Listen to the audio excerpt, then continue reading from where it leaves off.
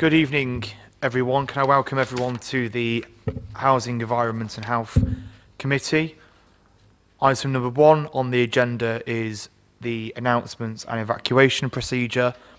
A fire drill is not expected, so if the alarm sounds, please evacuate the building quickly and calmly. Please use the stairs and do not use the lifts. Once out of the building, please gather outside the Lloyds Bank on the opposite side of the road. Exit by the door which you enter the room or by the fire exits which are clearly indicated by the standard green fire exit signs. If you need any assistance in evacuating the building, please make yourself known to a member of staff. Please could I also remind everyone to turn their mobile phones off or set to silent. And also the meeting is not being live streamed tonight, however is being recorded and will be uploaded onto the Council's YouTube page in the next day. Item number 2 is to receive apologies for absence. I've had apologies from Councillor Beetham and Councillor Harbison. Are there any apologies from officers? Councillor Golby has also messaged me as well to say that unfortunately she is unable to attend tonight for a health reason. Councillor Gutteridge. Tony Cooper. Oh yes, quite, yes. Thank you. Can that be registered? Thank you. Yeah. Jane, sorry. Yes, can we have that noted as well, please? Yeah. Item number 3 is to confirm the minutes of the meeting that was held on the 29th of June, which are attached on page 6 of the agenda. I've gone through those minutes and I believe them to be a true and accurate record. So I'm happy to propose those. Do those receive a seconder? Seconded by Councillor Pander. Does any member wish to speak? Councillor Kandaka. Councillor Golby, although she wasn't here, about the flooding from the roofs at Cleaver Gardens. We did get an officer to send me an email a few weeks after the meeting, but I think it's important that gets actually recorded because it's been a long-standing problem at Cleaver Gardens, which is why we ask at meetings people like the portfolio holder to get a solution, and I think we do need that on the record. So when officers say, sorry, Councillor Colby can't be here, we'll get you a written answer, I think that answer does need to be recorded because the answer is the gutters are big enough, but we need more downpipes at Cleaver Gardens. And if that's not recorded anywhere, then it just gets forgotten again. So can I ask that either the response from the officer or at least a précis of it to my question is actually recorded in the minutes of this meeting that I asked at the last meeting. Thank you, Chair. He has responded to you, Councillor Kandaka, and I understand that was sent some time ago. I'm happy if you would like Councillor Golby's response and the response of the officers to be included in the minutes. I'm happy for those to be included in the minutes. So in which case, in light of that, I can't obviously sign these minutes and they'll have to be presented at the next meeting. Councillor Cape. Hospital at the last meeting, but the question I posed about the work program suggestion form, will we be having a follow-up on that? Because you say, I received a response that there would be a discussion between 2 OSP chair heads to look at it. I would just hate for that to be forgotten about, and I think we need a follow-up at some time on what actually has happened about that important issue. We agreed that we would consider a joint meeting between this committee and the Finance and Public Services OSP. I think it's an incredibly important issue and I think that it has to be looked at. Committee services are in the process of speaking with Councillor Clark, who's the OSP chair for Finance and Public Services, and we will seek to get a joint meeting in place when diaries permit, but obviously that means we also have to try and ensure that our Parks Department are able to attend that meeting as well, and also officers from the Planning Department, because those are the 2 relevant departments in the Council. That was agreed by our OSP, and I think we need to debate the subject. Does that okay? Okay. Councillor Kandaka. Meeting has been held, or just I think the point the council is making is we just need to have it on the record so that then it gets chivied along. Happy for it to be in the minutes of the meeting that officers have approached Councillor Geoffrey Clark, who's the chair of the Finance and Public Services OSP, to ask if he will. Apologies, sorry, business and regeneration. That is my mistake. Got the email, he's actually agreed that panel members from this OSP can attend his February meeting and speak as they normally would. Yeah. Because he's got it on his agenda for the February one. Yeah. So he's happy for this OSP to attend the February. So it'll be on the February agenda of business and RP one, yeah. And then all these panel Yeah. members here can attend that meeting and participate and not have the 3 minute limit, just speak. Yes. So it's going. So in which case, and that's all members of this OSP. Yes. So yes, it's been agreed by both. And just to explain the rationale, it was our view at the last meeting that the issue was overlapping far too much between this OSP and the other OSP. So we thought it was beneficial to do it jointly, rather than just two separate meetings. But okay.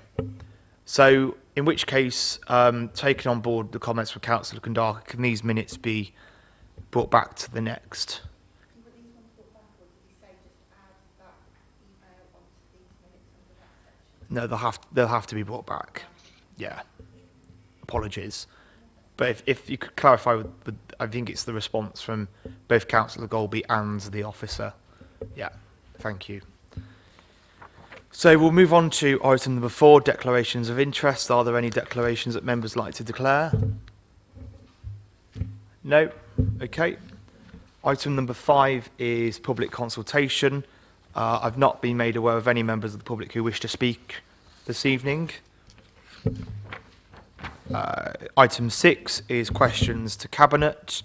Obviously, as I stated, Councillor Golby is unable to attend this evening. However, I know that if there are any questions, we can have those passed on and for a written response to be issued. So are there any questions that you would like putting to Councillor Golby?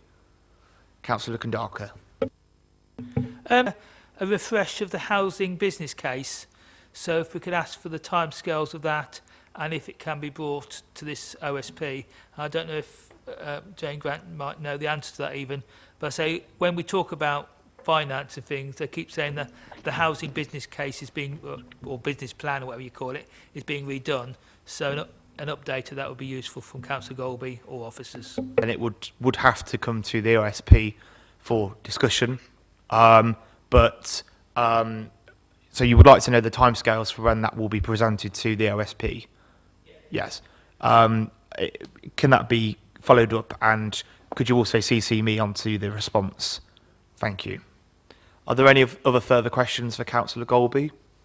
No. In which case we have Councillor Gutteridge, who's Cabinet Member for Environment and Health. Are there any questions to Councillor Gutteridge? Councillor Kandaka? Dell stuff, but as Cabinet Member point of view, we are getting better cutting back of shrub bushes and things, and a lot of work's been going on. But can we, as a council, put out a plea to residents to report stuff that needs cutting back now? Because with the bird nesting season just ending, this is the time. So can Councillor Guttridge try and work with comms or whatever and get the message out that if people have an issue with things that are overgrown on council land, or it needs people telling the council now. And the second issue I had is with the Change Brook. At the top end, it's got a lot of trees and things starting to grow in the brook, and that's not on the maintenance contract. So one of my residents told me about it today, but can Councillor Guttridge see how we clear the bits of Change Brook that are too high up to be the Environment Agency's responsibility? Thank you.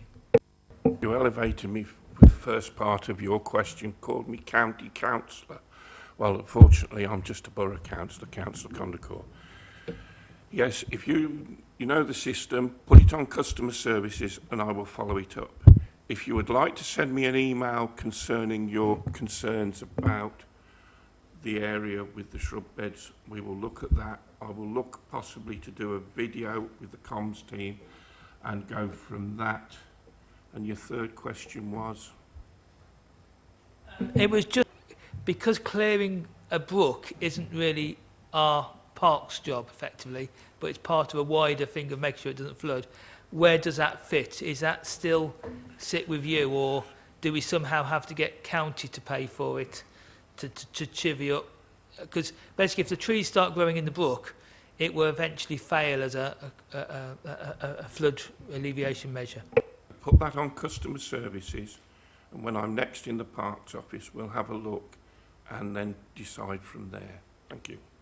Kandaka, and building on that, I would also point out that where there are rivers and brooks that fall on council land and are within our responsibility, we have the river clearance team that are continuing to do a great job, particularly on the River Anchor, clearing out litter and trolleys and bikes and all sorts of rubbish, and that is great for the wildlife and for the local scene. So are there any further questions for Councillor Gutteridge?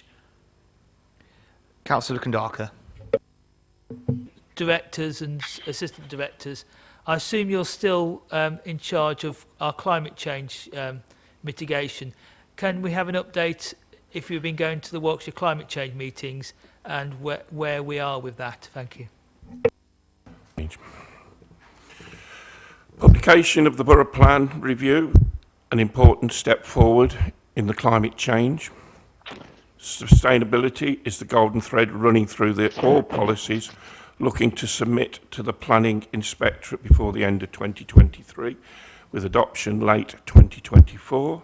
New strategic flood risk assessments undertaken at level 1 and 2 and fed into the Borough Plan Review. EV charging in all new developments. I'd like to come back to that when I've gone through my list, because I'd like to talk a bit more about EV charging. Draft sustainable strategy ready and being processed for adoption in 2024. Parks and green space strategy being produced for adoption in early 2024. Wildlife planting introduced and trialled at locations across the borough. Review and signed off of Sport England new play pitch strategy in 2023. Right. Waste management strategy adopted, including the management of single-use plastics. Waste management plan for all new builds and contracts. I believe you've been to the MRF, same as I have for the trip round. Private sector energy strategy being developed, put my teeth back in, delivered with the intention to expand into all buildings. Successful bid for Green Homes grant, local authority to improve EPC ratings, and we are targeting low-income families. Working with Warwickshire County Council on providing advice to residents on low cost of living crisis. Hydrogen-ready boiler installed into 2 communal district heating systems. Key partner in Warwickshire North Place Group, looking at how health inequalities can be reduced.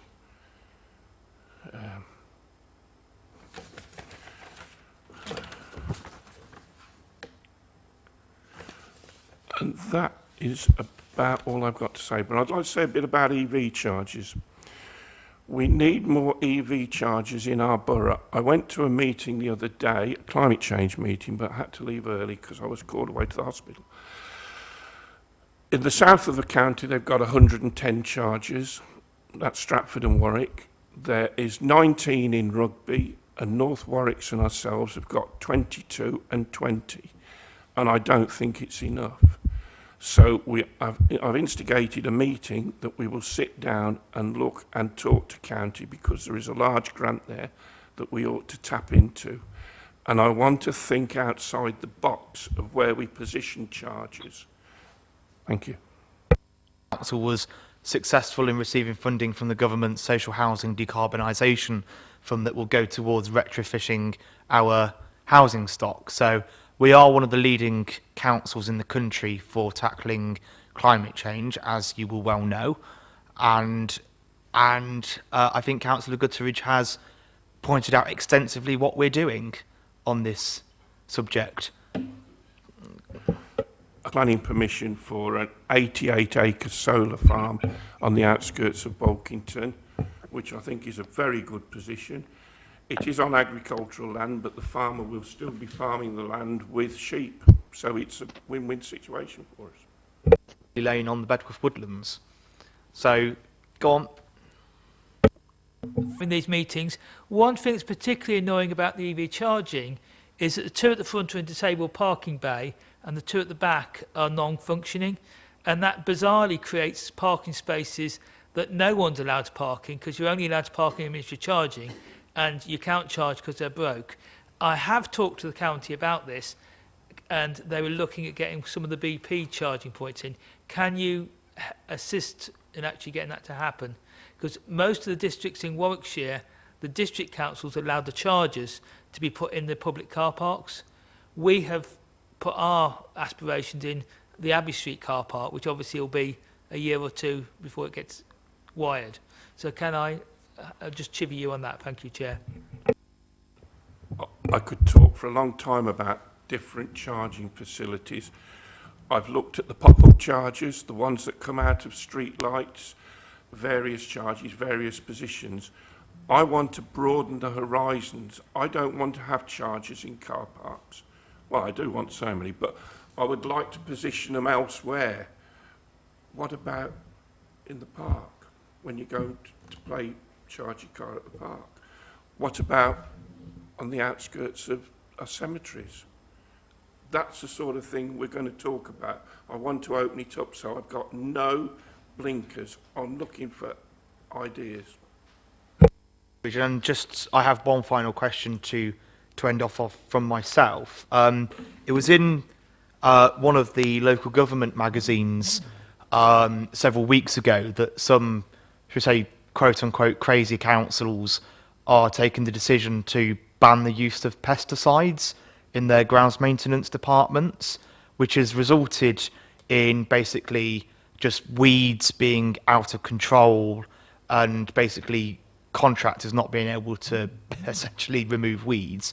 Can you assure the committee that you won't take any, crazy decisions like that will see this borough basically overgrown with weeds and all sorts of unwanted plants, shall we say? When we use the use of pesticides, they meet all the relevant specifications, DEFRA, and the chemicals are proven. We are going to move on because Councillor Kundaki, you've had 10 minutes worth of questions, so we're going to move on. So item 7 is the monitoring of the grounds maintenance contract. I'm very pleased that this evening we have David Truslove, who's head of the Parks Department, as well as 2 representatives from Glendale. We have our Northern Director. Sorry, could you just introduce yourselves to the committee, please, if possible? Scale, I'm the Managing Director for the North Region for Glendale. Bedworth. Brilliant report. If you want to present it to the committee, you can, but I think we might just be happy to go into the questions. So if you just want to do so briefly, you're more than welcome to. It's up to you. Or is there anything that your colleagues would like to just mention before we go into questions? If I may, just a couple of brief points I just bring to the committee's attention, and then I know Mike had prepared a brief presentation, which again he may wish to elaborate on. I was just going to add that obviously in comparison to last year's growing season, this year has been considerably different in terms of the weather patterns that we've experienced. Last year was considerably drier. This year we've had a lot of warm, wet weather. That has impacted quite significantly on the growth rates that we've experienced across the borough. And I've just noticed from the committee papers that obviously they're produced in black and white, so the graph is a little difficult to understand. The darkest line that you can see on that graph actually relates to the growth rate last year. And the line that it's on page 15. So that gives you an indication of the growth rates last year during various parts of the season, going through the year. The line that's got the peak that's at the top of the page, that's the growth rate for this year. And as you can see, during May, it was actually off the top of the chart. And it also peaked again during August and September. And actually, during September this year, it was actually growing faster than the peak rate for the previous 5 years, which is the other line. It's the 5-year average. So it gives you an indication of the sort of volumes of grass growth and vegetation growth that we've been seeing generally. What I would add, though, is, however, is that broadly speaking this year we have actually seen a remarkable delivery in terms of managing our parks. Obviously, there are occasions when things are missed or things don't go right, but we're looking to pick those up and address those as soon as we are able, and direct our resources throughout the year in a planned way. It also shows in the data sets at the end, which relates to the inquiries that we've received during the course of the year. Slightly more than a year's worth of data in there. Obviously, it runs from June 22 to August 23. You'll note from those figures that obviously during the course of this year we've probably received approximately 20% more inquiries than we did for the same periods last year. But the last graph, which is at 5.8, it has some data on our response times. Last year when we reported, obviously we were having difficulties with getting response times within our service level agreement, which is 10 working days for a grounds maintenance inquiry. And as you can see from that, in June 22, we were running at an average of 60. It was identified that we were short in terms of resources within the team for that. That had been addressed and we were looking to recruit. We were successful in recruiting an additional grounds maintenance monitoring officer who started in January of 2023. And I think the figures, certainly the bottom column for the parks team, it shows that you've seen a substantial improvement in our response times throughout that year. There is a slight kick in the tail in the last couple of months, August and going into September, which we found is obviously we got some annual leave at that time of the year, and we've also had some sickness absence within the team. And I would just say that gives an indication of the level of resourcing that we are at, is that if we lose somebody for a week or 2 weeks, that immediately starts to become apparent in our response times. So we're managing that, but we've not got a significant resilience in there beyond that. And I think that's enough for me about the actual report. I don't know whether, Mike, you wanted to add anything with regards to your presentation? Bex, without running through the full report, and then obviously we're very happy to take questions afterwards. To some extent, dovetailing with David's comments, we have managed to continue building on the resilience, which was a key objective of previous reports. In that respect, we've got a solid management team in place now with, as has been mentioned, additional full-time staff, a restructure of the team to include an increase in the number of team leaders, which is all about building resilience, knowledge, and capability. This in turn allows us to reduce our reliance on agency staff, which are a necessity but aren't the ideal platform on which to build a sustainable service. We introduced a couple of sort of improvements in particular areas around the What 3 Words app for bin locations, which has been a problem when we've changed resource, i.e. people on that activity, that is now addressed. And we're particularly pleased with some of the gains in respect to our annual bedding approach to that, with a new team that we've inculcated a good degree of pride in what they're undertaking, and show them some recognition around that. So we're very pleased around that. We would recognise also that there is more work to do, and I'll come to one or two of the objectives. I'm not going to run through the same data that David has. Suffice to say that we've described this growing season as relentless. And of course, growth doesn't mean just grass, it means everything else that also grows, which and we sometimes overlook that in a general viewpoint. But the resilience we have in staffing around that, and the strong management team that David on my right here, your left, has built and led, is meaning we can withstand some of those fluctuations perhaps better than we have in some of the other years. Just turning to, there's a page called HR data, and I'm just going to pick out one or two bits from that. We did have some significant sickness levels early in the year. What you can't see from your black and white versions is that a lot of that was long-term sickness, which we've managed to address and reduce. And our overall sickness levels here in Nuneaton and Bedworth are within, under our company target level. And in simple terms, obviously, that, you know, lower sickness, more boots on the ground, more work getting delivered. And again, that's a testament to the management team. The pie chart on the left of that page, unfortunately, I haven't got a comparator from previous year, but we've worked hard, David and his team have worked hard to look at reducing the overall age of our workforce, because it's about looking to the future and again, building sustainability skills and knowledge. It is a national problem that affects the horticultural industry as a whole. But I'm pleased to say that we're now at 50% of our staff being under 50, which, you know, is not where we want it to be, but it was significantly more adverse than that 12 months or more ago. I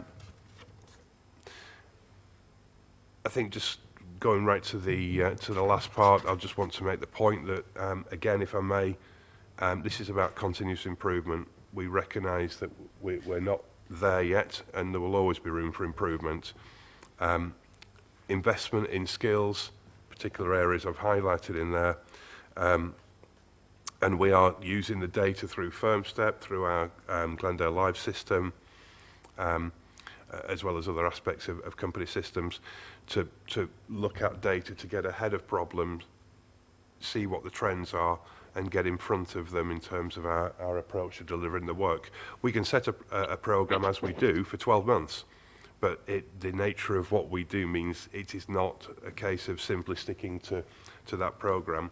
We have to look at weather conditions, forecasts, you know, long-term, short-term, and adjust accordingly. And I think we're making better use of that, but it'll be something we continue to build upon.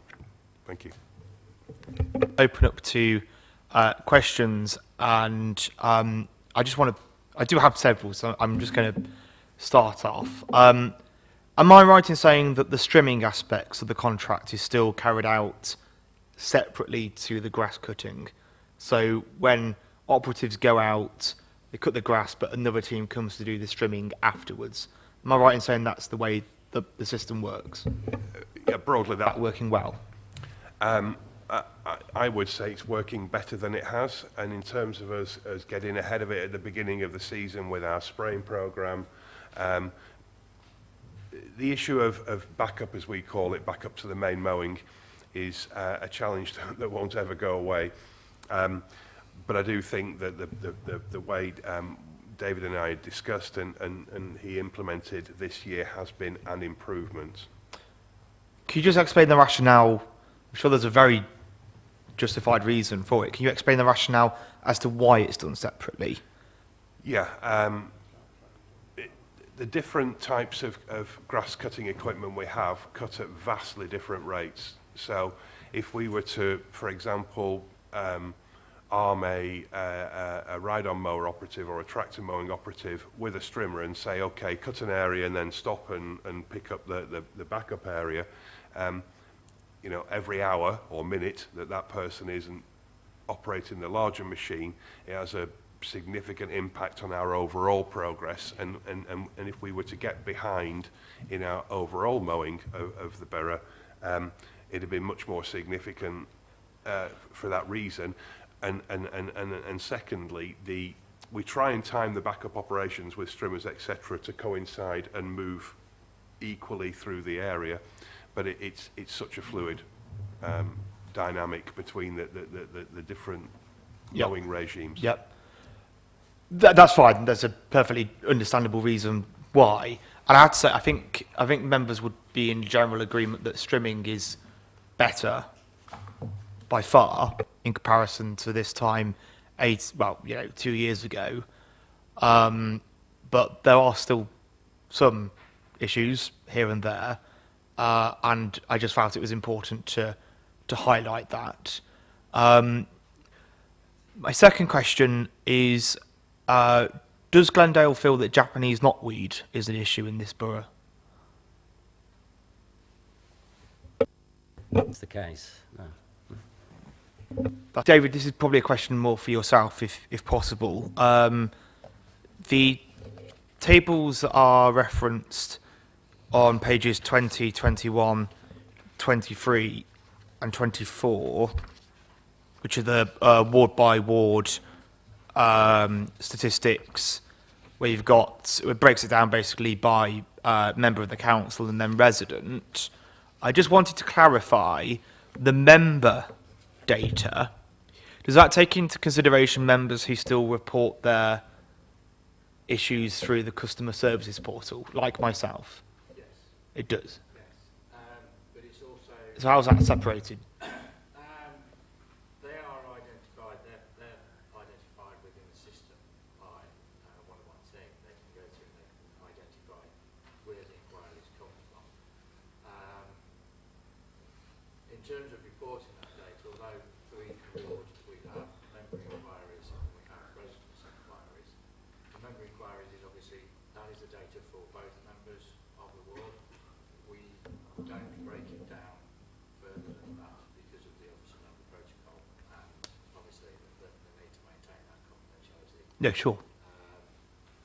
So that is the cumulative total for both of the members for that particular ward. Yeah. It doesn't follow that they've both put in the same number of inquiries, but we don't break it down further than that. No, I wouldn't expect it to be. I wanted to touch briefly on All Saints Square in Bedworth and the bedding plants that were put in by Glendale over the summer, which, by the way, was a great job by Glendale. Very high performing work, I have to say. Can you just explain from the Parks Department's point of view, just so it's on the record, because there was a lot of debate around this in the town. Can you tell me what factors do you take into consideration when deciding what date to basically start putting the bedding plants in? And Councillor Guttridge, I know that you'll know the reason, but I think it's important that the public know the reason as well. David? Okay, thank you, Chair. Our bedding operation is, in many respects, is obviously delegated to our contractor. In terms of the delivery of that, it then is dependent upon the availability of the material itself. Obviously, from a practical perspective, it makes sense that you should start and complete an area in one visit. So you would normally look to bring all of the material for that particular area in one visit and complete that before moving on to another one, rather than doing part of a bed and then leaving and coming back again. It is also, to some extent, it is dictated by when that material is ready. Obviously, we have already, we're already in the process of getting ready to put in the winter bedding, and we'll be looking at before Christmas what we will be putting in next summer. And then they will be starting to grow that probably very early into the new year. So we're working 6 months ahead. What you can't account for is the weather conditions at the time. A lot of it is grown initially in polytunnels, which obviously allows you some degree of control, but eventually you need to move it outside, otherwise it's too soft and we'll put it out and it will collapse. So some of it is dictated by when the material is ready, so it will come in at different times. But in terms of the allocations and how those are put together, we leave that to our the experts who are putting it in, and go from there. But it'd be the date that the beddings were put in this year. There's no significant difference to previous years. No. Thank you. And then just finally, I just wanted to, again, I think I speak for members of the committee here, certainly from my own casework, about trees, shrubbery on a piece of the land that are unadopted and not owned by the council, and therefore rightfully do not fall within the contract that we have with Glendale. But what I wanted to ask was, do you think that actually we should be doing more to use the powers that are given to us under the Local Government Miscellaneous Provisions Act of 1972, where if a resident comes to the Parks Department and say, look, this tree is in a very dangerous position, it could potentially fall into another asset, another property. The council does have powers to go to land registry, find out who owns that land, and to serve them statutory notices. Now, do you think that we could be perhaps more entertaining to doing that? I'm probably not the right person to answer that question. I can answer it from the Parks team's perspective, but I can't speak for the council, obviously. Local Government Miscellaneous Provisions Act primarily is used to address situations where there is an imminent danger to the public.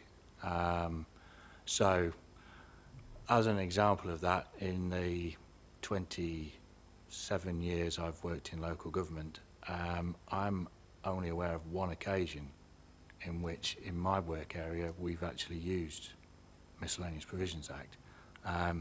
On that particular occasion, the tree in question, you could actually see through it when the wind was blowing. So it was very clear that that was going to come down.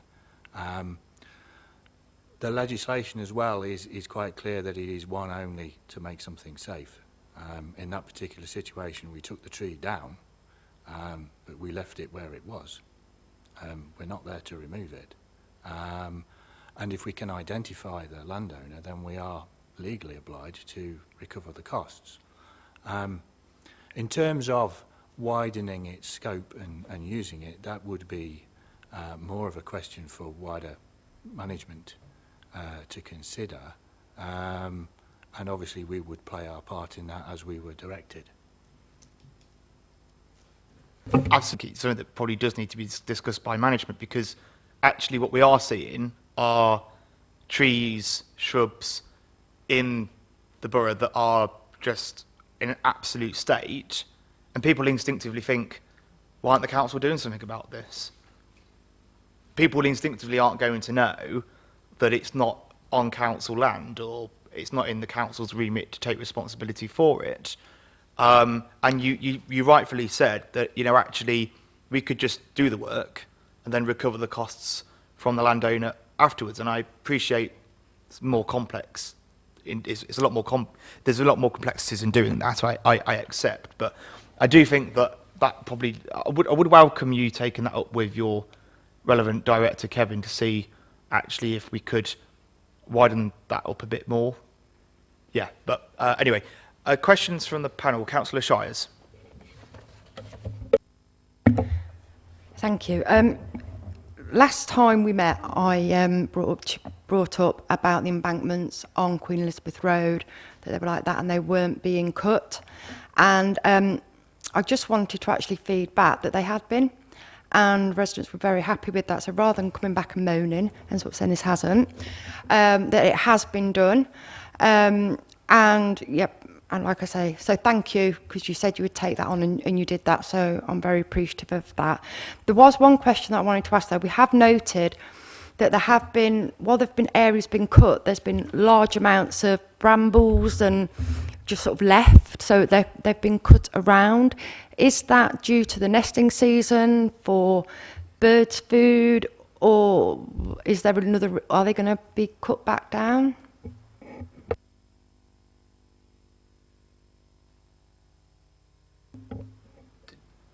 Yes. Would you like to come in? Yes. Obviously, for that, it depends on each location. So without knowing a specific area that you're referring to, but we generally won't be cutting any brambles or shrubs from the spring till the late summer because of nesting. Yeah. Councillor Cape. Service experience is individual, but I would just like to say for myself that at the last meeting where I met you, I did query the data about some of the cutting the side of nature reserves. I'd like to say that it's been a fantastic improvement. I've really noticed it as I've been walking around, so thanks for that. It's clear that a lot of effort has gone into that. The next real, I suppose, question ties in to what Councillor Evans was querying. On the chart where it says that 240% are not Glendale, totally accept that. He was going into the Act of 1972, which I have to admit I didn't know anything about. My question would be, what is done to triage queries that are obviously non-Glendale? How are they then tracked with the relevant party who is responsible for dealing with it? And I suppose going back to what Councillor Evans was saying, I think that there is a little gap here in what we're looking at, because although we're looking at Glendale's performance, which I've thanked you for, the question is the other bit that's hanging of 240% and what we as an oversight panel can do, because as you say, most of the residents won't see that. They'll just see these areas.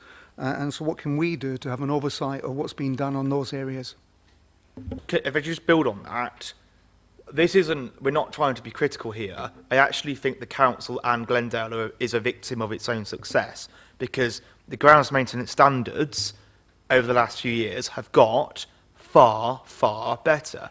But obviously where we don't have assets in the contract, they have been just left, unmanaged and out of control. Not a fault of the council in any way, but I think actually we need to take more of a proactive response in saying to the public, look, this tree, this shrub, etc., it's not ours. It's not our responsibility. This is the landowner. We have asked the landowner to do it. We've even issued legal notices to the landowner to take action, but they've basically just ignored us. So coming back onto Councillor Cate's question, how do you go about the triaging process? Inquiry arrives. There is a system already in place in the background. I'm not fully familiar with how that works, but essentially it looks at the nature of the inquiry. It depends to some extent on how the resident has logged it, to how it is identified. Certainly from some of those data sets that you were seeing there, a significant number of the inquiries we had relate to trees. That is related to all trees inquiries. It doesn't necessarily follow that they were all trees in the ownership of Nuneaton and Bedworth Borough Council. And there are other areas such as damage to parks features, damage to gates and fences and street furniture and such like, which falls outside of the day-to-day delivery of the grounds maintenance contract. We have a number of other agencies to whom these can be directed. If it's parks assets, for example, it comes to the parks team, and that would go to our area officers.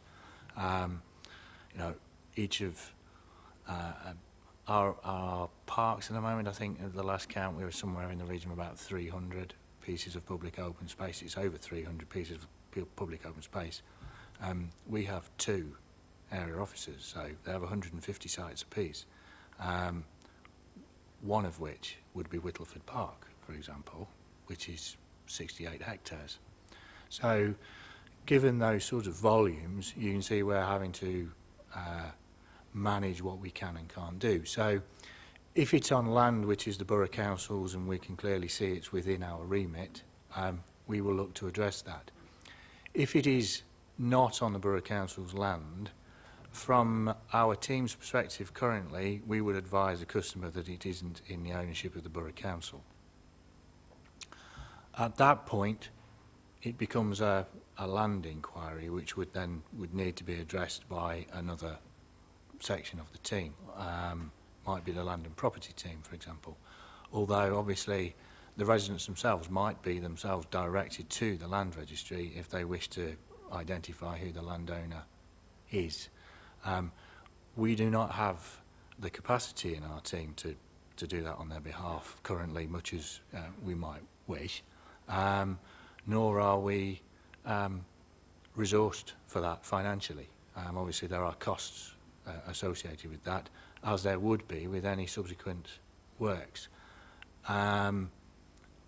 There are a number of mechanisms for dealing with land in others' ownership, and not just local government miscellaneous provisions. You've got, is it Section 215 of the Town and Country Planning Act. It's used, again, relatively rarely. It is in instances of significant non-compliance with, reasonable behaviour. So it isn't used, it's used sparingly, I would say. Extending its use, as I say, would be for others more senior than I to determine, because there would be not just human resource implications, but financial implications to that. In terms of other agencies, obviously some of our inquiries we redirect to colleagues at the county, typically the highways team. In some instances, if it's not related to grounds maintenance, we may refer them to our colleagues in housing and such like. So we will refer those on. Once we're satisfied that they've received that, we're usually moving on to the next inquiry. And so we don't have the capacity to necessarily follow those up beyond that. Bonds, can we just have it in the minutes, Maria? Can you just contact Director Hollis and ask him to just watch this part on the recording when it's finished? I'd be interested in his views on this. And you mentioned Whittleford Park, David, which under Green Council in a few months' time could be a reservoir. So I'm handing over to you now, Councillor Kandaka, because you've put your hand up.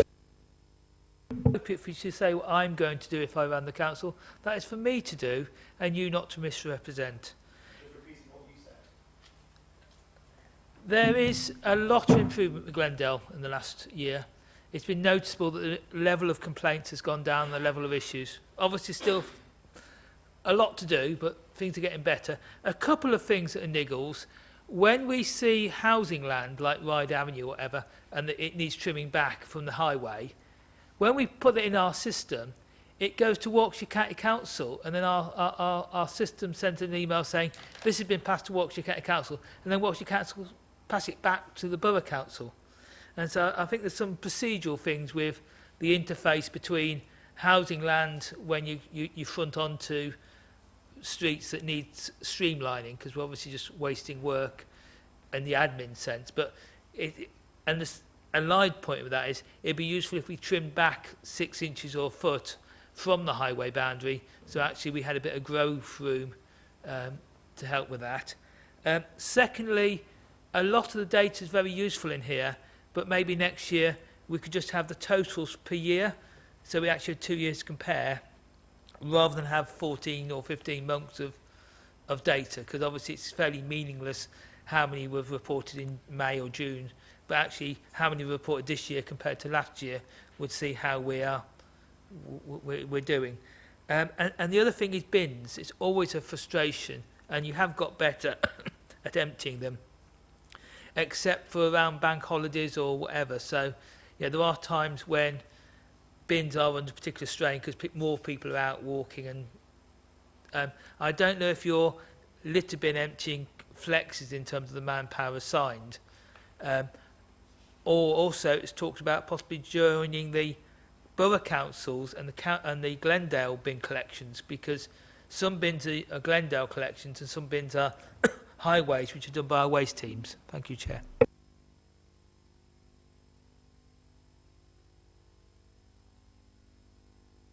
Grounds maintenance inquiries, yeah, it is true. Occasionally we will have inquiries that are erroneously reassigned, and they'll go to the county and they'll come back to us.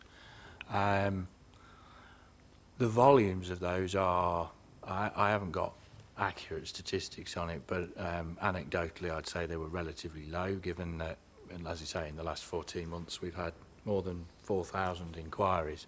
I would probably think in those instances are probably, you know, in double figures, if that. In terms of our shrub-bed maintenance programme, obviously alongside our routine operations in terms of cutting back, which we do each winter season, we are also running through with a programme of regenerative pruning, so we will go into areas and they will see significant reductions. And I know our colleague who works particularly with the housing team is doing quite a lot of work in that area, working with housing officers and working with residents to look at these shrub beds and make sure that they are cut back in some instances, and in others we are, you know, if it's no longer appropriate, we'll remove them. So those are, they are matters that are being addressed, is what I would say. Thank you. Are there any further questions from the panel? No. Okay. In which case, that's it for another year, I think. Thank you very much for coming along, and I hope that you can, from this committee, express our thanks to the staff and operatives on the ground at Glendale for the substantial improvement that we've seen over the last year, and I hope that it continues, which I'm sure it will. Thank you very much for your attendance. Thank you, Chair. Thank you. You can leave if you like. Yeah. Thank you. So the next item on the agenda is the NABSCOP Community Safety Report Q1, and I'm pleased that we have Abu, who is Head of Economic Development now at the Council, and also we have our Policing Inspector as well, which I'm delighted that you're joining us tonight. Thank you very much. Abu, do you want to present your report? Who's the inspector that covers Nuneaton and Bedworth. So what you have in front of you is the kind of Q1 performance report for the Community Safety Partnership, which covers April, May and June. I guess, you know, coming to the committee on a regular basis, presenting is what I guess one of the things that probably doesn't help is it's slightly out of sync. Oftentimes the questions relate to the recent period, but that's something that we look at, and sometimes the timing allows us, and the data gets back to us in time that we can kind of have the most recent period. So what you have in front of you, and as an attachment, is the kind of in-depth performance data for that period. As you will see, most of the areas for that period, there are decreases across most of the metrics that we measure. I must point out there were two inputting errors for serious acquisitive crime and antisocial behaviour. The decreases were 13.9% and 25.3% respectively. Maria, I'll get that sorted out. Apologies, that was the figures when they were put in the report and sent across were incorrect. And so, yeah, again, what I'd probably like to do, as in kind of previous kind of committees when I brought the report, is, hopefully you've had a good chance to read it, and myself or Chris will take any technical questions. Abu, I just wanted to touch briefly on antisocial behaviour. I'm just speaking generically here in terms of the sort of reports that you have come through, the experience from the police locally. I was reading something the other day about exclusion rates in education, and effectively how pupils who are excluded from education for a long period of time are eventually lost from the system. People don't know what they're doing.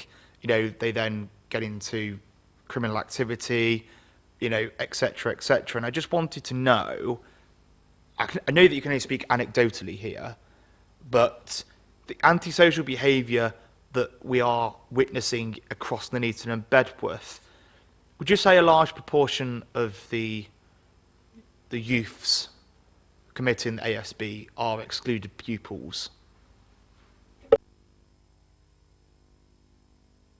I appreciate you might not be able to give anything concrete in evidence, but I just wondered anecdotally. Large parts. There is a definite link between kind of the education system failing young people and them getting tied up in ASB and criminality outside of school education. So it's something that we're looking at, something that we're keen to get back into after a tough year, kind of when I took over from Inspector Dave Williams the year before. We kind of went through remodelling and policing. It's something that we're really aware of, something we've spent a lot of time and effort and money on initiatives of over the last 6 to 8 months, and that's resulting in the decrease in ASB across the board, really. And it was the catalyst, really, for Operation Outfitter that I'm sure you've all kind of heard of from local media releases, etc. But to answer your question bluntly, not exclusively, but large parts of it. And the other point as well is, I'm sorry, I'm just trying to, I should have wrote this down on my notes beforehand. There was a, sorry, oh yes, there we go. So the other thing I wanted to raise as well was there was an article in the Times a few weeks ago about, sorry, is there an issue, Councillor?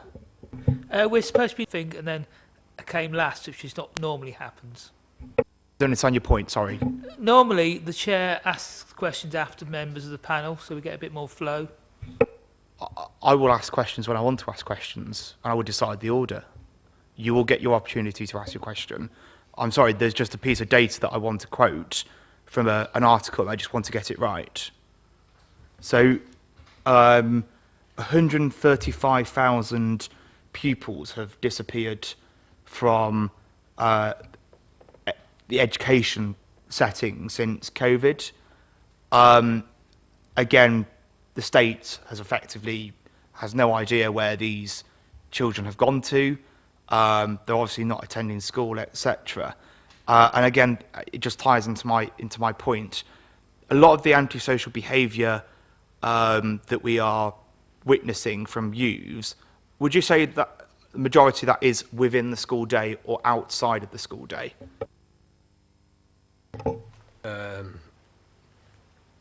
Yeah, I don't know the stats around that. Didn't see, yeah, go on.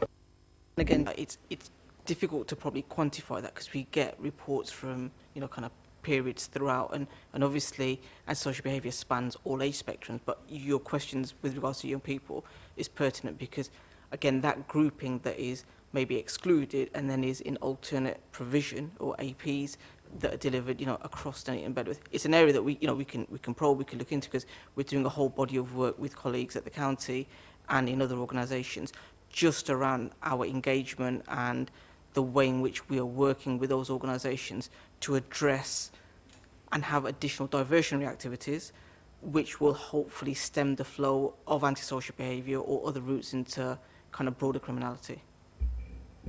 Quite on the same subject. Yeah. Yes, please do come in, yes. So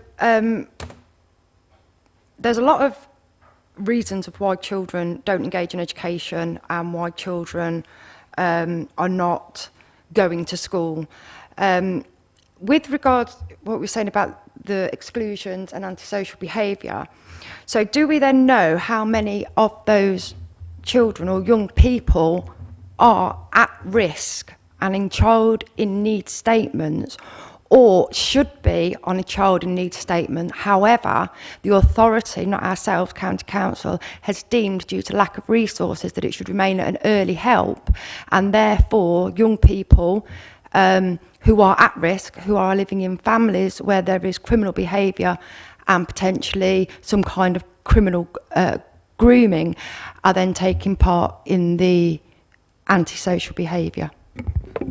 Information that we've got in the report, however, as a general oversight in terms of the partnership working between ourselves, Warwickshire Police, Warwickshire County Council and various colleagues that we're working with at County Council, when we look at causal factors, oftentimes some of those issues are there, kind of in terms of chaotic home environments and just the environment in which that young person is kind of existing in, and therefore when they do come into some of the provision that we have, such as at, say, Chess in Camp Hill, the student lounge here in the town centre, or other youth services, that is something, that is a story that is repeated off and on, and it's not anything new.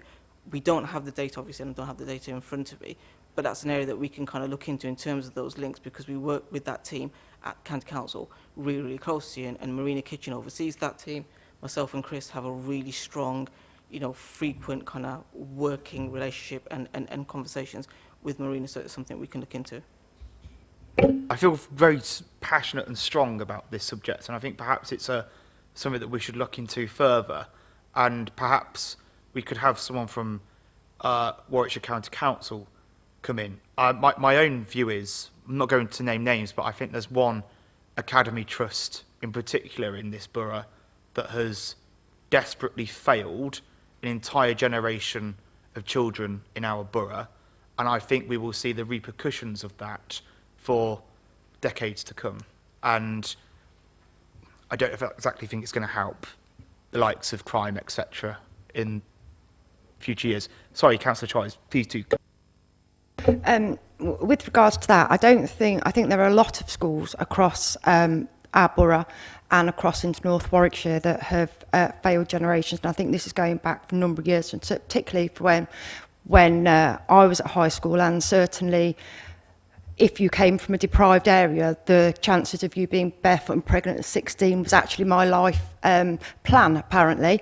Now, so I also think that if we could blame one particular academy trust, but I think we would find that no matter where the schools are based across the borough, actually there's a letdown for young people on the whole with regards what is reported, the antisocial behaviour, and what is actually leaked from that school. So I think laying blame or putting out to one particular academy trust or something is quite contentious when, you know, we have children in different schools across the borough who hear things and just think, you know, that I need to pick up probably with the police on a different matter. So I think I know who you're talking. I know who you're talking about, but I think there's a whole lot of issues around that it can't just be done to that. And I'm not very keen on academies anyway. So It's not the only issue at stake. I'm not trying to imply that it is, but I think it's certainly one of the dominant factors. Sorry, Councillor Cape, did you indicate yes?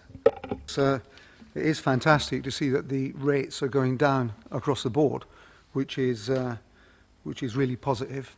I've got two questions arising from the data, however. The first one is that I noticed that alcohol-related violence has dropped by 25%, whereas drugs have stayed at the same level. Is that because people are switching from alcohol to drugs? Or why is there such a reduction in alcohol-related violence?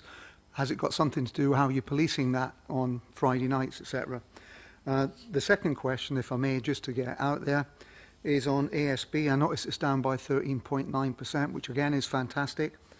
However, as I said to the previous one on parks, customer service is, and I'm a customer of the police, is actually obviously part of your own experience, and everybody sees it differently. Would it be possible to have ASB kind of slightly split into separate sectors? I'll tell you for why, Gavin and Stacey. That I personally have almost been knocked down by 2 electric scooters on the pavement today, and as I walked across from the coffee shop, an electric bike, not a motorbike, an electric bike did a wheelie up the centre of the town at about 20 miles an hour. I know that they're difficult to monitor because you've got some electric bikes that are legal and others that look the same but they've been revved up and they can go just as fast as some of the scooters can. I experienced one of those coming up the hill towards me the last time I came down to a council meeting. So is there a way of breaking down that ASB behaviour? Because I suppose my focus is, and a lot of the people where I live and who I represent, they don't like people riding scooters on the pavements and getting in at them, and people riding motorised bikes in an antisocial manner. And there's no way of identifying whether that is on the increase or whether that is indeed even measured. So great on the reductions coming down, but I've got my query on those two areas, the alcohol and the actual breakdown of ASB. Related offending. These stats relate to when our new policing model came into place, so anything after January in the new year, the new policing model came in. So that went to a different change in shift pattern for patrol, and it also generated more cops, basically, in town centres for nighttime economy, which would affect those figures around alcohol-related crime. So that's probably why I'm saying that would have been affected. The drugs relation would be around anything from every time we've arrested somebody, we found drugs on them, that would count to one of those figures. Stop and search figures have gone up since we've got new staff on board. A lot of our patrol staff are very young in service. Their training we've escalated and upped quite a lot, so they've got better knowledge around stop and search guidelines. And going out there and doing that would have created those higher figures in drug-related offences, so just the possession of drugs. It's in line with what's going on nationally, so there's no need to be alarmed around the kind of drugs offences, but for every drugs offence when we arrest somebody for possession of drugs, we actually refer them, so and the intelligence goes back into the system. So, especially around acquisitive crime as well, so if they come in for robbery, burglary, whatever it might be, they'll take a drugs test and they get an automatic referral to partner agencies off the back of that, if we think drugs is an issue around their offending. So, second part of the question, e-scooters. So, very apt actually, because I've received an email today asking for my knowledge around e-scooters from Safer Neighbourhoods, the same as all my other partners and my other colleagues that work in Safer Neighbourhoods across the county. The force are after doing something around e-scooters itself.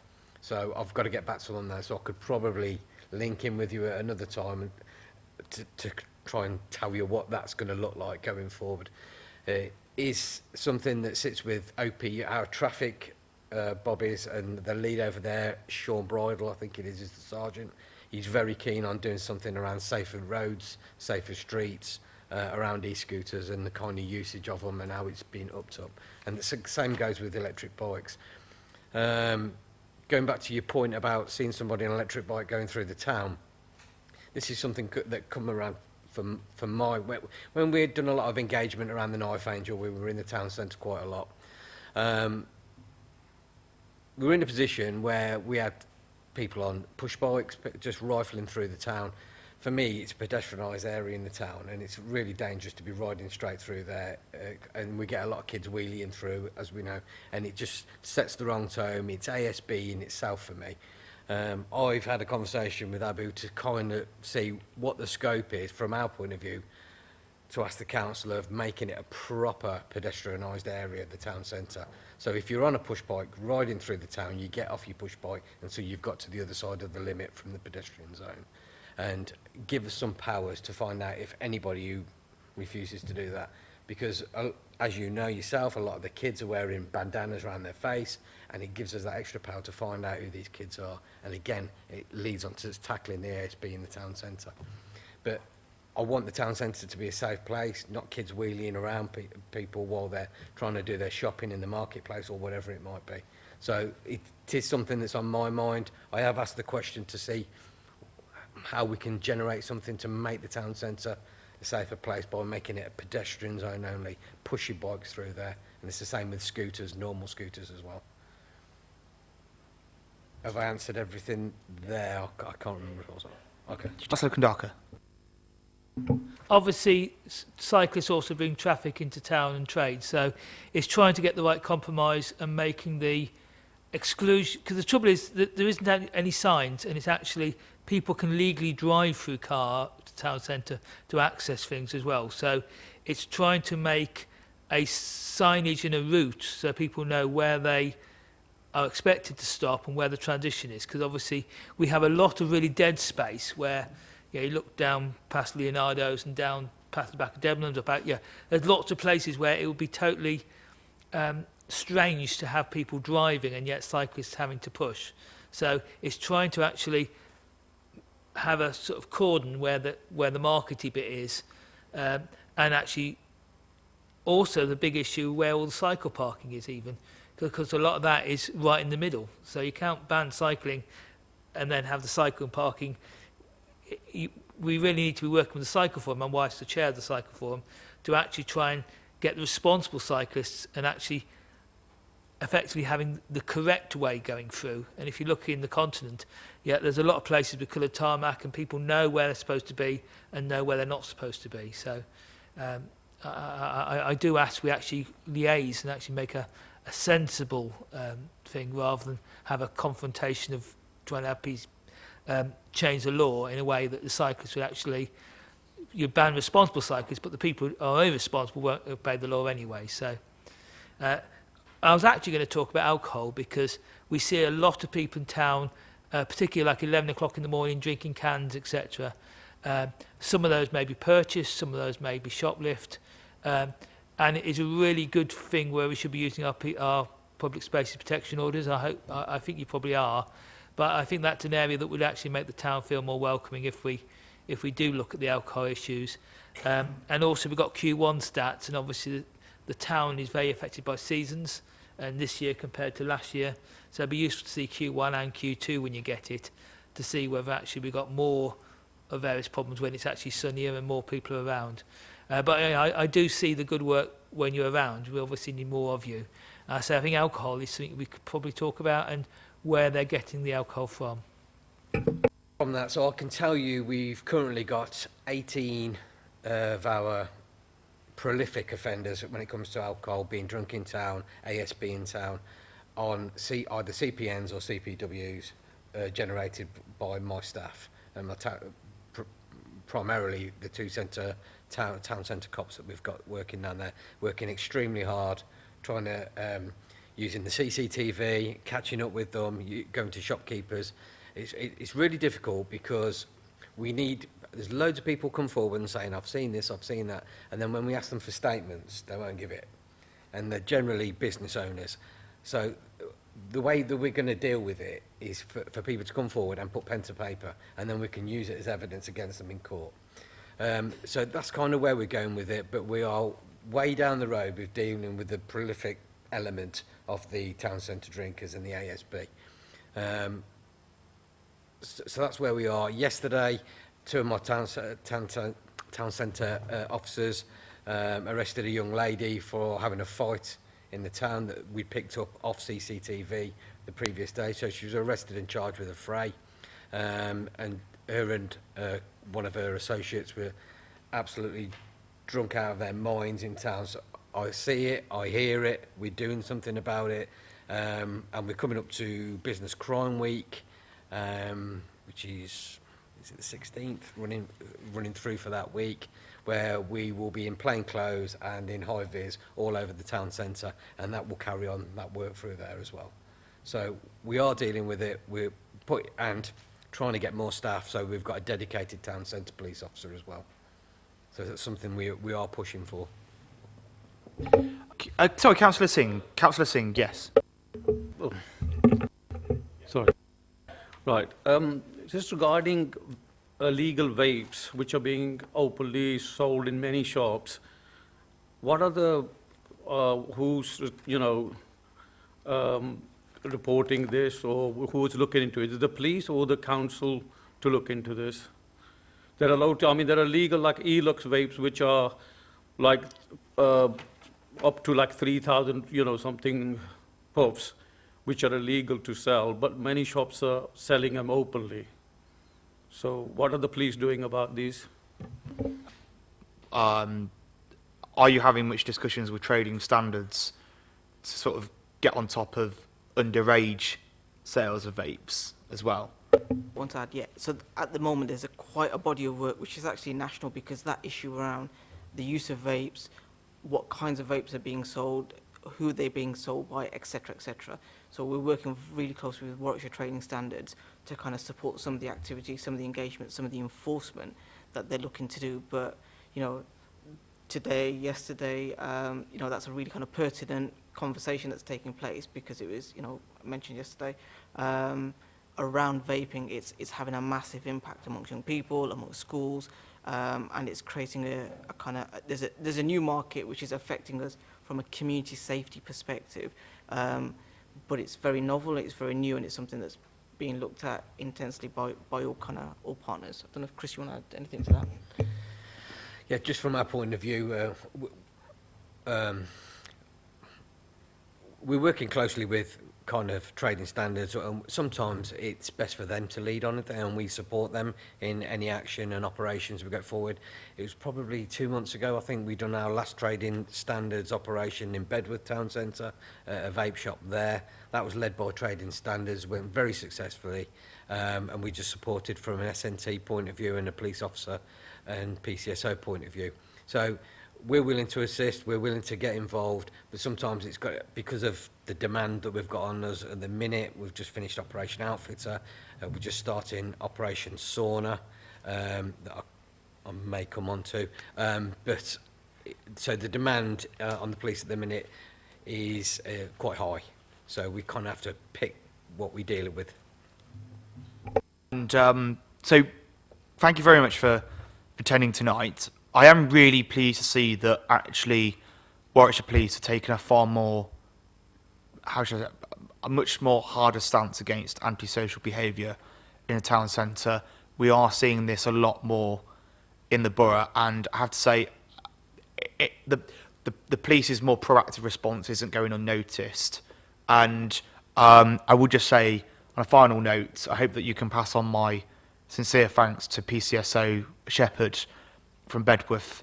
You know, I continue to get messages from my residents in the Slough ward saying what fantastic work that PCSO is doing in Bedworth Town Centre, and I think it's important that her efforts are recognised. So, in which case, thank you for attending, and we look forward to seeing you again. Thank you very much. So our next item on the agenda, item 9, is the private sector empty homes, empty properties update. We have Jane with us, who is the new head of Home Environment Services, according to the report. No, I think that's been reported incorrectly, Maria. Head of Strategic Housing. Oh, it's Paul. It's Paul, is it? Oh, God. There we go. I thought so. Well, why Jane isn't a director, I don't know. But anyway, Jane, would you like to present your report to the committee? Yes, Strategic Housing. So good to be here tonight. So I'll do my best to summarise it. So the panel, this report was requested following the previous report, I think in June 2022. The panel wanted an update.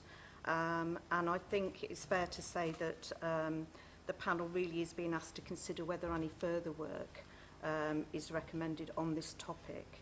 And if there are, they can be considered by the portfolio holder.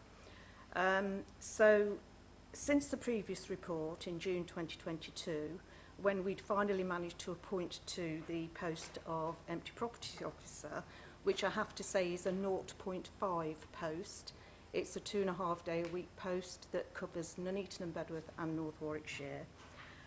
We were successful in appointing, but the rest of this small team in the private sector housing team was still agency staff at that time. As you may recall, we've had problems with recruitment in that team. At the time of the appointment, we'd just received a significant award of grant funding for energy efficiency, the LAD funding. And so we needed to use this technical officer to help with delivery of that until we could recruit somebody to deliver the energy work. So, in effect, the empty property officer was in post from September 2022 until June 2023, when that post became vacant again. So we had somebody for about 9 months, and we were able to bring 7 out of our target of 12 properties returned into use during that 9-month period. The report itself goes into detail about the current position on empty property numbers, and I think it's important to note that, bearing in mind we only, we have about 2% of properties empty that have been empty 12 months or under, and we have actually only 0.8% of our total dwellings in the borough are empty for 12 months or more. Paul has shown by the graph depiction that, in essence, during the second year that a property is empty, the number of empty properties drops by as much as 75%. So this does sort of demonstrate that actually a lot of properties that are empty are up for sale and are just waiting that process. It does beg the question around how much a council should get involved in trying to increase this churn, because that's what in effect we're doing, given that this is not a statutory service. So there is no statutory obligation for a council to help to bring empty properties back into use. We only have a 0.5 post, which is currently still vacant, and it covers both boroughs of Nuneaton and Bedworth and North Warwickshire. We will always have to maintain a regulatory obligation about hazards and safety and complaints that we get about empty properties, and we will do that in response to any complaints or referrals. So I don't know whether there's any questions coming from members having read the report, but in summary, that's the essence of the update. For standing in as well for Paul tonight. I mean, first of all, I just wanted to say that I'm really pleased to see that over the last 8 years we have issued over £384,000 worth of grants. And I think it shows that we as a council are being proactive when it comes to empty homes. I think I said at the last meeting, there are always going to be reasons why homes are empty. There's currently a big documentary series on Channel 5 at the moment called, I think it's called Probate Wars, about, homes becoming, someone dies and there's there's 2 competing family members who are trying to compete a will, and there are many reasons why homes are empty. I suppose, having read this, and I've done some research on it over the last week, I'm not too sure what more we as a council could do. But the only question I had was, you may not know the answer, so that's fine if you don't, but I just wondered if you knew where we as a council sat in comparison to other local authorities with a similar demographic and a similar size. We can have a look at some benchmarking data. Yeah, so there's a data set, isn't there, called LG Inform, Local Government Inform, and I think there's NBBC is tied in with 5 other district councils, which they say are like a very, very similar demographic. I think one of them's Mansfield, I think, but yeah, and they're always the other councils which we use as a benchmark. I think that data set does include empty homes. I'd just be interested. I suspect we're on a very similar level, but I'd just be interested in seeing that. Are there any members who wish to speak on this item? Councillor Kandaka? Over the last, for 18 years, because it is part of the housing supply, and if you look at 1,800 houses or 1,700, and if 1% of that is 17 houses, and that is still a few for our thing. So this little bit we can do with particular loans, which they're not grants, they're loans, does actually help a few people who can't afford to get their house back into a serviceable condition to rent or whatever. So I did actually ask Paul before I knew he was away for the stats on the 8 years, because it's nice to have a breakdown of how many of those loans were now repaid and how we're recycling them, because it's a win-win really, because it doesn't actually cost us too much to give the £10,000 if we do it really sensibly, if it's targeted. And every person who then can take advantage of those houses is one person less in housing crisis. So it is a good thing to do. There is actually, Chair, you were talking about stats. Every year, around the first week of October, the council tax base is released, and you can look on there how many houses are empty in the various council tax categories. So I look every year, and it's been going up slightly as we've been building more houses in Warwickshire, because some empties are like the ones on the A5. They were built, and there's 50 houses sitting empty there, but there's other houses in either in the new build or in the trade-ins that create more empty houses. So it is something we should manage. And we used to get new homes bonuses for, I don't know if we still do, getting houses back into use. So particularly if we look at this list and look at the troublesome ones, the ones that are 5 years on, still empty, it really is worth doing. And the environmental resources in a bit of land and the house and whatever, and quite often they're spread around geographically. Every ward has what will be 1 in 50 houses empty or something. Yeah, well, 2% is actually still quite a lot of housing. So if it's only 1 in 200 that is long-term empty, they're well spread around the borough, and we need to get them back into use. So I liked it when Paul had the resources to deal with it, because I think one year we got 40 back into use, and that is a big win. So I don't want to lose sight of this opportunity when we've got the resources, and I'd like some data on the loans. Thank you. On that. I think it's fair to say that because it's not a statutory service, that has probably been the reason that we don't have that resource. It's dwindled over the years, and it's now 0.5 of a person. So, the question is, we're trying to prioritise the statutory regulatory things that we need to do in the private sector housing team, like the HMO licensing, the standards of properties.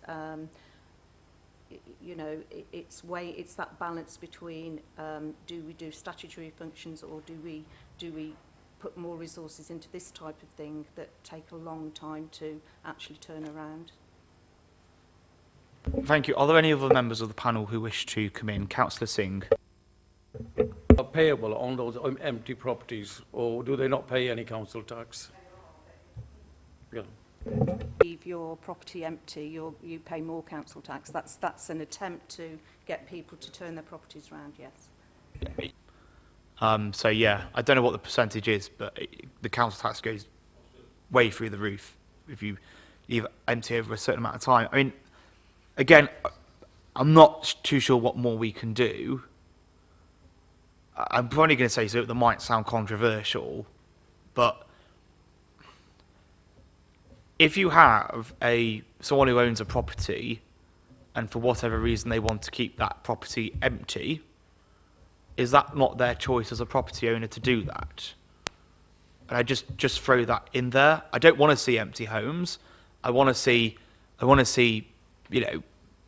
that there are going to be occasions when homes might occasionally be empty because of probate issues or whatever, but at the end of the day, I'm sure when the council sits down with property owners and goes through the options, can we support you in letting the property, etc. Some may just turn around and say, well, I'm sorry, I'm the property owner, and for my personal reasons, I want to keep the property empty, and that's personal choice. They own the property. Sorry if I sound controversial, but I'm sure that is the case in some examples that we come across. Councillor Kandaka.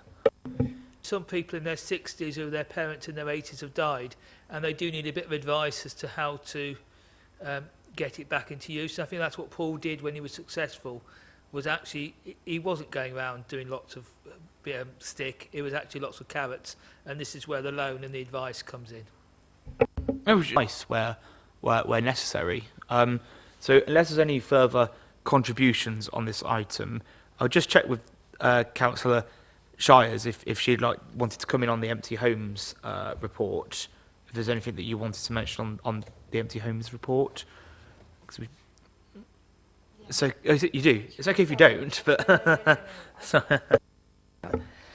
yeah, I think empty homes is always because we've got so many people that are desperate. You already know what I'm going to say, don't you, Jane? We've got so many people that are absolutely desperate for somewhere to live, and then we've got so many empty properties. What's happening with our own hard to lets at the moment, and particularly sort of the Craddock Drive, the units, and with regards, you know, compulsory purchase orders from these properties that it mentions in that are left empty for us to be able to take. I don't know if you've answered the question. All right. Where are we with that? Can we do that? Can we now go in and start saying, you know, this property's been empty for X amount of time, we want to take it off and do what we need to? Might be one more for Paul, but Jane, if you want to. Yeah, I mean, I'm really pleased to say that our difficult to let's numbers are really low, down to about, I think it's 21 now. They used to be, you know, much higher than that, over 60 at one point. So when you consider how many independent living units we've got, that is a very small number. But yes, there's one or two schemes that have quite a few empties, and we just continue to look at ways to try and attract people to rent those properties. In terms of CPOs in the private sector, it is an extremely lengthy process to actually secure a compulsory purchase order, which involves there's legal requirements that you have to have given the owner every opportunity to bring the property back into use. You have to have a plan for what you're going to do with the property if you're going to go to court to get so when you bear in mind we've got half an officer covering 2 areas, realistically our ability to look at doing CPOs is very low. It's not a high priority.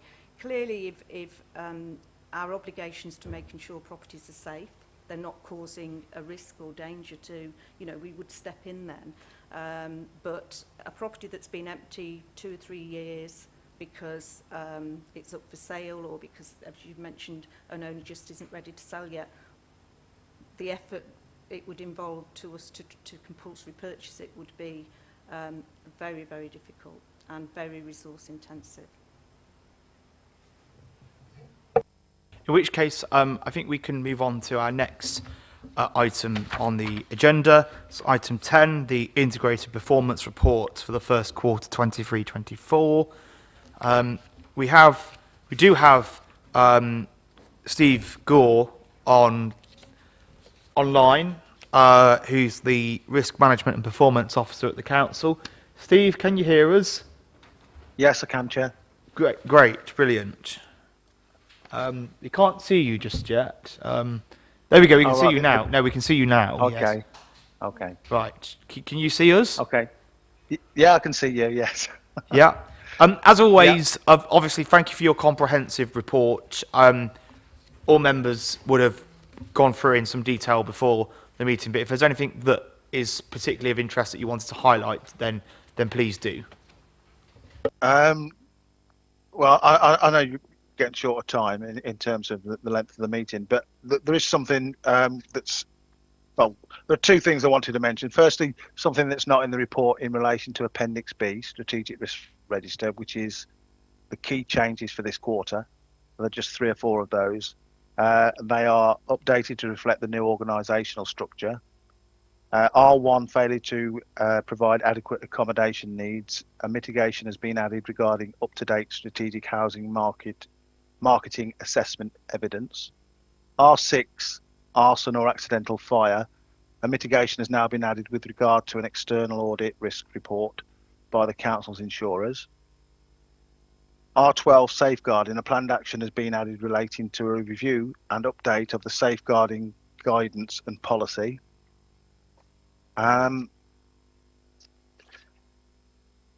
Sort of following on Appendix D, not included was last time we were asked, or I was asked, to get member inquiry forms information.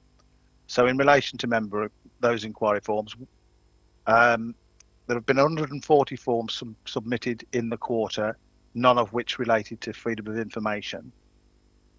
And the final thing I wanted to mention was that on this occasion, Appendix F shows the summary of finance outturn for 22-23, which wasn't available on the last round of meetings. It was promised we would bring it to this meeting or provide information to the panel. There's a summary at Appendix F, but if there are any questions or you want more detail, in the first instance, could you sort of view the Cabinet report of 26th of July? Because that shows in detail all the information. It may answer any queries, specifically addendums 3 and 4. And the Strategic Director for Finance and Governance has said, if you cannot find your answers that you're looking for there, you could email her directly. So those are the only other points not included in the report that I wanted to mention, Chair. Thank you, Steve. As curiosity, what's your involvement at the council with respect to FOIs? My involvement with FOIs is limited. I liaise with John Sherratt. He's the FOI guru, if you like. So, out of curiosity, could I just ask, with respect to the FOIs on Appendix D, which are the ones, it's got FOI requests outside 20 days, out of curiosity and anecdotally, could you tell us, you may not know the answer, it's fine if you don't, but how many of those are from one specific resident in the borough? Do you know the answer? Well, I couldn't possibly answer that, Chair. No. So they're all anonymised. That's the information I get. No. Obviously, for data protection reasons, they're all anonymised. So without going back to the FOI officer. No, sure. I fully understand. Yeah. That's fine. Yeah. Okay. Yeah. I didn't expect you to know. I just thought you may know having discussions with the relevant officer, but it's not an issue. Are there any? Is there any panel member who wishes to come in? Councillor Kandaka. Satisfaction comments on page 63. I can't believe 1,749 out of 1,749 people are happy. We have these satisfaction graphs, and in particular page 63. I can't believe everyone responds to the question. So, not necessarily today, but is it possible for us to go back and see how many actual responses we had? Because the data's like a Russian election. It's unbelievably good that such vast numbers of people have responded, 100%. So I don't trust those numbers, so maybe some clarity next time. Thank you, Chair. It may be accurate, because perhaps they have to do those surveys on site when they're doing the necessary work, if it's housing-related repairs. But, Steve, would you be able to provide a written response to the committee on that? Would you just be able to go and seek clarification with housing, if possible? Are you asking for the number of returns as against those that were sent out? Yes. Is that what you're saying? Yes. Because obviously these are of the respondents. That was the satisfaction level. I don't think it's particularly high non-return, because as you've intimated, really, I think they do them sort of jobs complete. Here's the card, blah blah blah. I'll take it with me, etc. Yeah, I mean that's standard, isn't it, Councillor? Yeah. I mean, that is fairly standard in the industry. Yeah, I think. Yeah. You can come in again if you like. I just want to clarify, because in the past we had that thing where Glendale put cards out, and if people didn't send a card back, it was 100% successful. So I just wanted a measure of how many actual responses we got out of the total number of jobs. Okay, Steve, if you could just come back to the committee just to clarify that, we would be grateful. Do I need to do that, or should I do it on the next quarter? Include how many were handed out? I don't think they're sent out. I think they're handed out, but I might be wrong. But how many were given the opportunity, and how many responded, as well as the satisfaction level? Is that what you want, or do you want it backdated? As long as I'm clear on what you're requesting. But I don't think it's particularly high non-respondent rate. I think the data is accurate, but if Councillor Kondaka insists on it coming back to the next meeting, I'm happy for it to come forward. I'm happy for next quarter's fine. I'm not in a rush. Next quarter. That's fine. If that's fine, if you think you can deliver that, Steve, that's fine. Sorry, Councillor Cape, did you? Yes, Councillor Cape. I was reading the chart and it says 500 out of 500 respondents. So I think that's the area of clarity, because if I was reading this, I would go, there were 500 leaflets put out and 500 people replied. There's then the danger of, if you get a nil response, it's kind of useless data, because do you take that nil response as being a positive or do you take it as being a negative? You can use it either way to sway your percentage. So I wouldn't want to overload officers with work that may not necessarily bear any fruit. So by all means, if he's quite happy to do it for the next meeting, and then we can identify, is this useful or not? Yeah, that's what I mean. So at the next meeting, we just need to have clarification on actually, are these full returns or does it include nil returns? That is what we just wanted clarification for ahead of the next meeting, if that's okay. Yeah, yeah. Well, I'm confident that they're the returns that came back, and I'm fairly confident it's a low. Say there were 500 out of 500, it might have been that 5 didn't respond. So they'll have a response rate as well as those that did respond. Their satisfaction levels were that. Okay. So I'll get more comprehensive information just to Thank you. tie it up. That's fine. Yeah, Are there no any other problem. contributions from the committee? Councillor Shires. It's just with regards Appendix C on sickness, really, and the return to work interviews. Is our sickness increasing at all, and has it increased over the last 3 months, 6 months, 12 months? Because I just from officers that I've been working with, we've had some that have been off now quite a while, and it's impacting. So I'm just wondering where we are with sickness at the minute.